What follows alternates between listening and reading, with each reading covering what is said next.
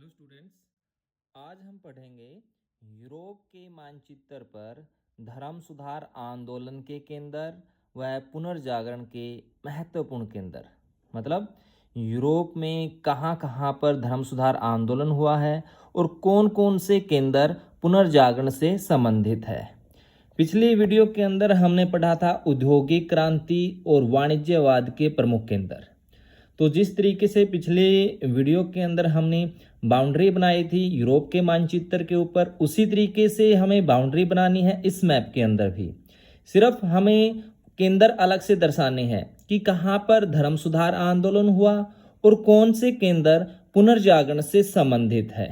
देखिए, पहले हम बाउंड्री बनाते हैं। यहाँ पर आपको बताया था ये जो निशान है बाहर की तरफ निकला, उससे नीचे जो टेढ़ा मेढ़ा हो रखा है, यहाँ से ऐसे एक लाइन लगाइए।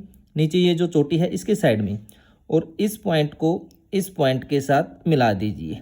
ये जो अक्षेत्र बच गया है, इस अक्षेत्र का नाम है पुर्तगाल।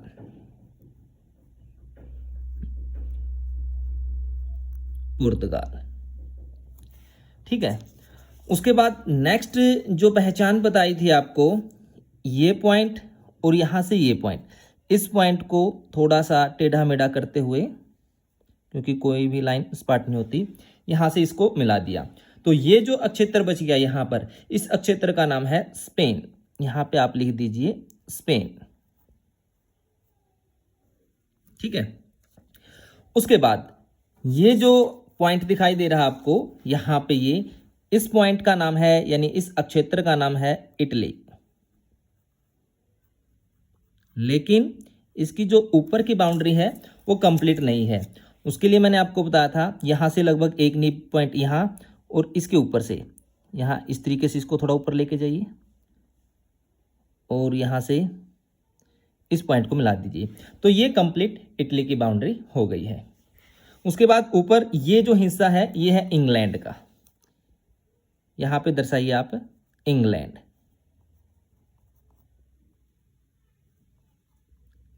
इंग्लैंड लिख दीजिए। उसके बाद ये जो हिस्सा बचता है आगे, ये वाला जो हिस्सा है, इसका नाम है आयरलैंड।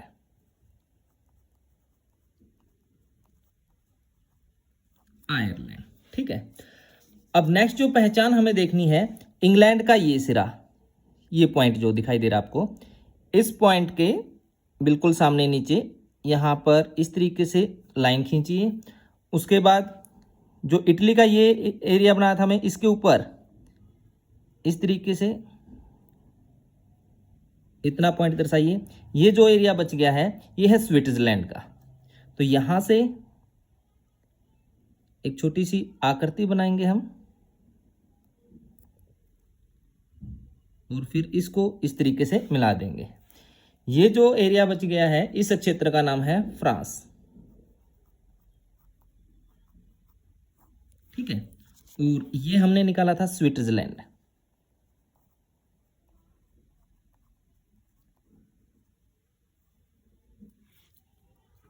ये पुर्तगाल हो गया, स्पेन हो गया, इटली हो गया, स्विट्जरलैंड, फ्रांस, इंग्लैंड और आयरलैंड।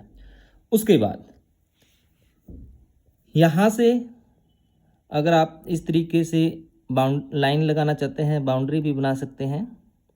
ये जो पॉइंट बच गया है ये, इसका नाम है बेल्जियम,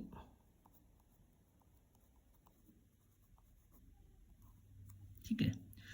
अब ऊपर आपको जो दिखाई दे रहा है ये निशान, ऊपर की तरफ जो ये गया हुआ है, ये जो एरिया, इसके यहाँ से और यहाँ से स्विट्जरलैंड के ये है सिरा, इसको थोड़ा ऐसे ऊपर किया। उसके बाद हम नीचे लेके गए, एक आकृति बनाई, और यहाँ से थोड़ा सा इस तरीके से तिरछी लाइन लेके आई, और उसके पश्चात इस पॉइंट को इस तरीके से मिला दिया। जो ये क्षेत्र बच गया, इस क्षेत्र का नाम है जर्मनी, ठीक है। पिछले मैप में भी हमने ऐसे ही बाउंड्री बनाई थी। 19-21 थोड़ा फर्क हो सकता है, इसमें कोई ज़्यादा अंतर नहीं रहता। लेकिन जो पहचान बताई गई आपको, यहाँ से लेनी है, इसकी फ्रांस की यहाँ से लेनी है, इटली को इस तरीके से कवर करना है, उसके ऊपर स्विट्जरलैंड लेना है, स्पेन और फ्रांस के बीच में ये लाइन लगानी है आपको।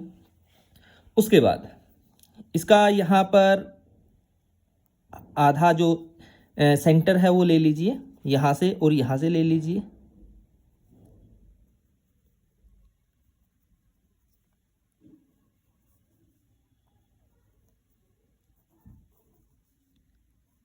इस तरीके से इसको मिला दिया। ये जो क्षेत्र बच गया इसका नाम है ऑस्ट्रिया हंगरी।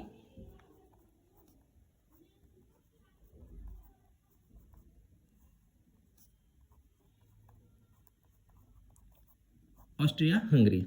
और यहाँ पर ये पॉइंट इसको मिला दिया, यहाँ पर नीचे इस पॉइंट को इससे मिला दिया। यहाँ पर ये जो क्षेत्र बच गया इसका नाम है रोमानिया।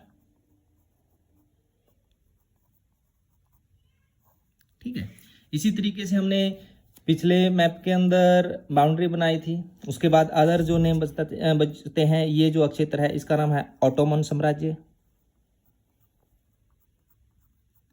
ऑटोमन साम्राज्य। ये जो हिस्सा है इसका नाम है काला सागर।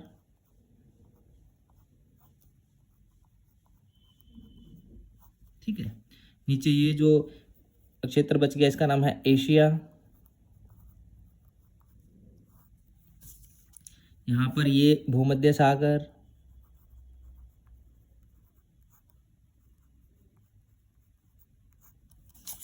ये जो हिस्सा बच गया इसका नाम है अफ्रीका।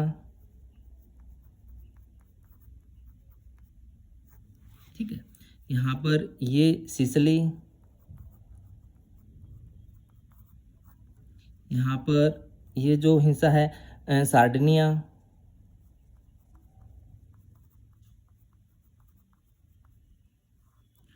ऊपर का जो हिस्सा है उसका नाम है कोर्सिका। ठीक है, ये हो गया।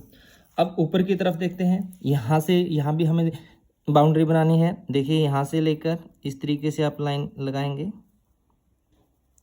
ऊपर से ऐसे करेंगे और यहाँ से इस पॉइंट को इस तरीके से इसको मिला देंगे। फिर यहाँ से ऐसे जाते हुए इसको मिला देंगे। अब ये जो हिस्सा बच गया इसका नाम है नॉर्वे। ये है स्वीडन और ये है फिनलैंड। ठीक है, और ये जो बीच में बच गया है इसका नाम है बाल्टिक सागर।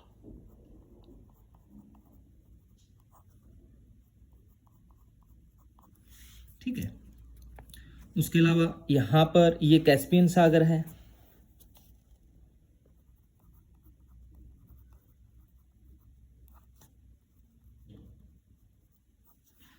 और यहाँ पर इसको बोलते हैं उत्तरी अंध महासागर।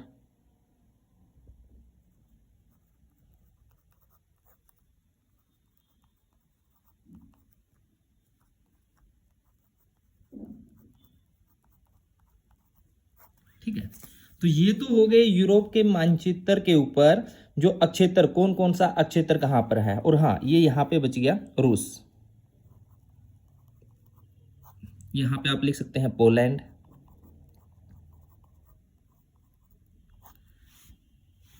तो ये हो गया यूरोप के मानचित्र पे कौन कौन सा अक्षेत्र कहाँ पर है। जैसे यहाँ पे पुर्तगाल है, फिर स्पेन है, फ्रांस है, जर्मनी है, स्विट्जरलैंड है, इटली है, ऑस्ट्रिया हंगरी है, रोमानिया है, ओटोमन साम्राज्य है, बेल्जियम है, इंग्लैंड है, यहाँ पे स्कॉटलैंड भी दर्शा सकते हैं आप, आयरलैंड है, नॉर्वे है, स्वीडन है, बाल्टिक सागर है, फिनलैंड है।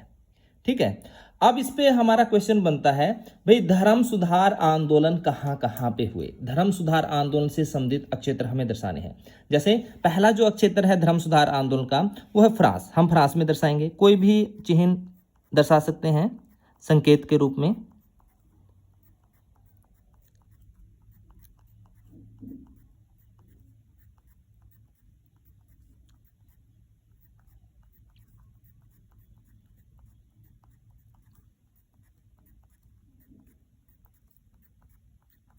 इस तरीके से फ्रांस के अंदर धर्म सुधार आंदोलन हुआ।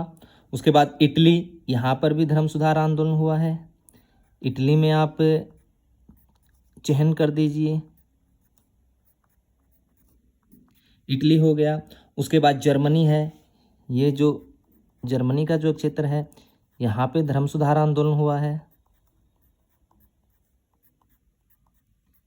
इसको चिन्हित कर दीजिए आप धर्म सुधार आंदोलन के महत्वपूर्ण केंद्र के अंदर। उसके अलावा इंग्लैंड का जो हिस्सा है, यहाँ पे धर्म सुधार आंदोलन हुआ है।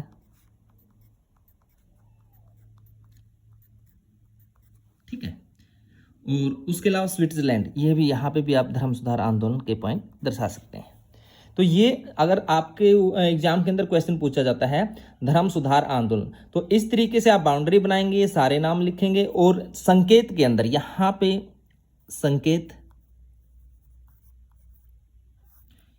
के अंदर हमने ये पॉइंट दर्शा दीजिए और यहाँ पे लिख दिया धर्म सुधार आंदोलन के महत्वपूर्ण केंद्र, मतलब यहाँ पर धर्म सुधार आंदोलन हुआ है। तो धर्म सुधार आंदोलन से संबंधित जो केंद्र है आपका इटली है, स्विट्जरलैंड है, जर्मनी है, फ्रांस है और इंग्लैंड है। इन क्षेत्रों को आप कह सकते हैं धर्म सुधार आंदोलन से संबंधित केंद्रों में दर्शाएंगे। दूसरा क्वेश्चन अगर पूछा जाता है पुनर्जागरण के महत्वपूर्ण केंद्र कौन कौन से हैं, पुनर्जागरण के स्थान दर्शाइए। उसके अंदर फ्रांस भी है भाई, जर्मनी भी है, इटली भी है, इंग्लैंड भी है। इन केंद्रों में हमें सिर्फ एक केंद्र और ऐड करना है, जिसमें आप नाम लिखेंगे पुनर्जागरण के अंदर स्पेन, ये ऐड हो जाएगा। तो अब ये मैप हो जाएगा पुनर्जागरण के महत्वपूर्ण केंद्र, यानी पुनर्जागरण को यूरोप के मानचित्र के ऊपर दर्शाना है। तो इस तरीके से आप कह सकते हैं, एक पॉइंट में और कह सकते हैं इसके केंद्रों को दर्शा दिया स्पेन के अंदर। तो अब ये मैप बन गया है धर्म सुधार आंदोलन के पुनर्जागरण के महत्वपूर्ण केंद्र। और स्पेन को हटा देते हैं, मतलब स्पेन हमें यहाँ पे बाउंड्री बना के दर्शाना तो है, नाम भी लिखना है यहाँ पे, लेकिन इस तरीके कोई भी चिन्ह दे सकते हैं। जैसे पिछले मैप में हमने पेंसिल के साथ ऐसे करके ऊपर से कागज का टुकड़ा लेके उसको रब कर दिया था, इस तरीके से भी आप दर्शा सकते हैं। लाइनिंग भी हम इसके ऊपर दर्शा सकते हैं, वो तो एज संकेत के अंदर हमें दर्शाना है। तो यहाँ पे हमने जो ये प्लस का निशान दर्शाया है, इसका मतलब क्या है, यहाँ पे लिख देंगे संकेत में हम, ये धर्म सुधार आंदोलन के केंद्र है, ये पुनर्जागरण आंदोलन के केंद्र है। ठीक है, तो ये मैप हो गया हमारा धर्म सुधार आंदोलन और पुनर्जागरण के महत्वपूर्ण केंद्र। तो पिछली क्लास के अंदर हमने किया था औद्योगिक क्रांति और कह सकते हैं वाणिज्यवाद से संबंधित प्रमुख केंद्र। उसके अंदर क्या दर्शाया था, उसके अंदर हमने रशिया को, यहाँ पे रूस में, और कह सकते हैं इन केंद्रों को, इन पॉइंटों को कह सकते हैं दर्शा देंगे, मतलब यहाँ पर, और हम यहाँ पे निशान इस तरीके से लगा देंगे। जो रूस का हिस्सा है यहाँ पर भी हमने इस तरीके से दर्शाएंगे। तो ये मैप कौन सा बन जाएगा, औद्योगिक क्रांति और वाणिज्यवाद से संबंधित। बाउंड्री सभी के अंदर बनानी है ये, और सभी के कह सकते हैं जो पॉइंट है, नाम है, हर पॉइंट को दर्शाना है आपको इस तरीके से।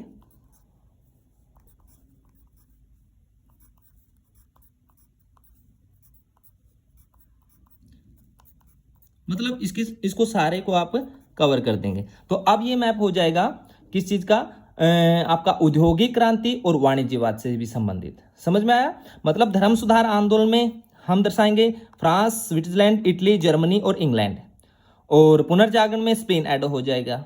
उसके अलावा कह सकते हैं आप औद्योगिक क्रांति के अंदर रसिया, यानी इस पूरे क्षेत्र को भी ऐड कर सकते हैं, पोलैंड वाला, और चाहे तो आप अलग से ये जो रूस का क्षेत्र है ये भी दर्शा सकते हैं। मतलब यहाँ से लेके पूरे क्षेत्र को आप दर्शा सकते हैं जहाँ पे औद्योगिक क्रांति और वाणिज्यवाद हुआ है। ठीक है, उसी तरीके से आप संकेत के अंदर दर्शा देंगे। भाई ये हो गया हमारा धर्म सुधार आंदोलन, जो भी आप दर्शाना चाहते हैं। यानी आज जो मैप हमने किया है धर्म सुधार आंदोलन और पुनर्जागरण, तो हम यहाँ पे लिख रहे हैं धर्म सुधार आंदोलन के महत्वपूर्ण केंद्र, ये हो गया संकेत के अंदर। ठीक है, तो ये इसके अंदर हमें क्या क्या दर्शाना है, इटली, स्विट्जरलैंड, जर्मनी, फ्रांस और इंग्लैंड। बाकी पॉइंट सारे दर्शाने हैं, लेकिन जो संकेत के रूप में जो प्लस का निशान मैंने आपको दिया है ये नहीं दर्शाएंगे।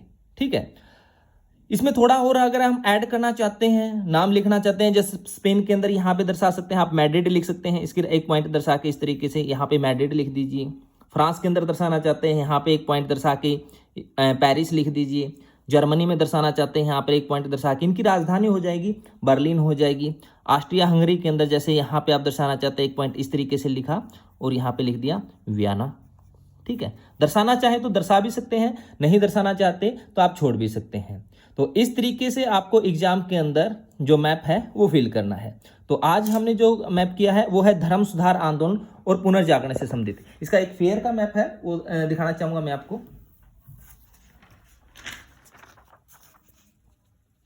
ये देखिए, इस तरीके से आप एग्जाम के अंदर फिल कर सकते हैं। ब्लैक स्केच है, ब्लैक स्केच को आप यूज कर सकते हैं। जो इसमें ब्लू पेन के साथ लाइनिंग दर्शा रखी है वो तो हो गए धर्म सुधार आंदोलन के केंद्र, और जो पेंसिल के साथ लाइनिंग दर्शा रखी है वो ऐड करके हमें पुनर्जागरण के प्रमुख केंद्र हो गए भाई। इसमें भी स्पेन, पुर्तगाल है, स्पेन है, France, Germany, Switzerland, Italy, Austria Hungary, Romania, Ottoman साम्राज्य, ये सारे क्षेत्र हमने दर्शाए हैं। देखिए थोड़ा हम इसको क्लोज कर रहा हूं। इस तरीके से आप इसको साफ साफ फिल करेंगे, आपका जो मैप है वो प्रभावशाली बनेगा भाई। ठीक है, ये हो गया आपका धर्म सुधार आंदोलन और पुनर्जागरण के महत्वपूर्ण केंद्र। इससे पहले जो हमने मैप किया था औद्योगिक क्रांति और वाणिज्यवाद, सभी दोनों मैप, चारों मैप है वो मिलते जुलते हैं। सिर्फ आपको संकेत के अंदर जो हम दर्शा रहे हैं, संकेत जैसा मैंने आपको इसके अंदर दिखा, लाइनिंग भी दर्शा सकते हैं। पिछले मैप के अंदर पेंसिल के साथ ऐसे करके कह सकते हैं पेंसिल के साथ डार्क किया था हमने। इसके अलावा जो यहाँ पे दर्शाया है पेंसिल के साथ आप कह सकते हैं प्लस का निशान, कोई भी चिन्ह आप दे सकते हैं इसमें। उसके अलावा आप कह सकते हैं ये जो बाउंड्री है यहाँ पे हमने ब्लैक पेन का प्रयोग किया है, आप यहाँ पे भी ब्लैक पेन का प्रयोग कर सकते हैं। चाहे ब्लैक स्केच है, इस तरीके से ब्लैक स्केच आप यूज कर सकते हैं। थोड़ी ही बाउंड्री आपकी क्लियर दिखेगी इसमें, इस तरीके से। पेन का भी यूज कर सकते हैं आप और स्केच का भी यूज कर सकते हैं। आप किसी तरीके से कह सकते हैं इसको बनाएं। 19-21 कह सकते हैं, आपकी थोड़ी बाउंड्री इधर उधर होती है, ये नहीं, यहाँ की जो पहचान मैंने आपको बताई है उस पहचान को आप ध्यान दीजिए। तो इस तरीके से आप अपने मैप को फिल कीजिए, आपका जो मैप है वो प्रभावशाली बनेगा। तो ठीक है स्टूडेंट्स, थैंक यू, धन्यवाद।